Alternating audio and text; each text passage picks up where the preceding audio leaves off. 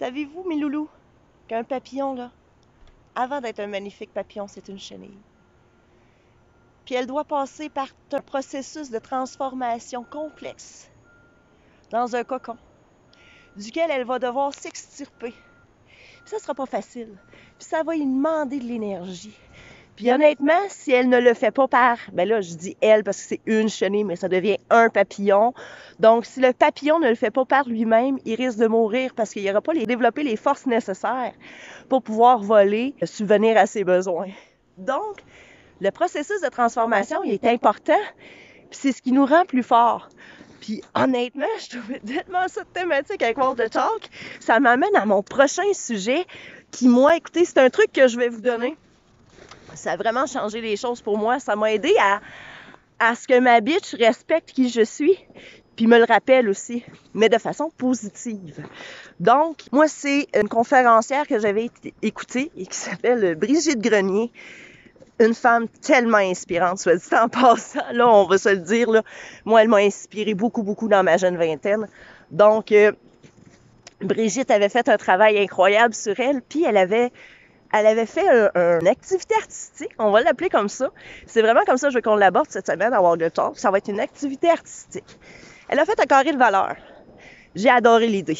Elle a fait un tableau où elle a écrit toutes les valeurs vraiment importantes à elle.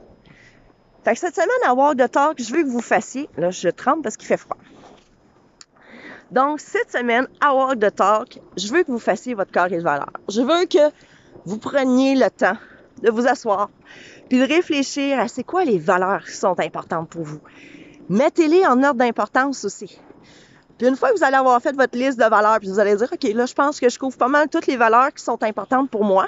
Une fois que ça va être fait, là, ben on va faire un projet artistique avec ça. OK? C'est pas obligé d'être un tableau carré où c'est que vous allez écrire vos valeurs. Ça peut être un dessin, ça peut être un texte. Faites-le comme vous voulez.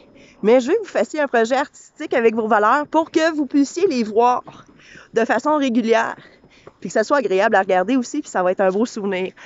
Moi, j'ai fait un carré de valeurs avec mes valeurs écrites dessus de différentes couleurs, avec de la calligraphie. J'étais pas quelqu'un qui écrivait très bien avant. Je me suis dit, wow, c'est une belle occasion de m'offrir un petit plaisir. Donc, j'ai appris un peu de calligraphie. Puis quand j'en ai besoin, ben je regarde mon tableau, je me rappelle mes valeurs, puis je fais comme, ouais, c'est vrai. C'est pour ça que ça me dérange.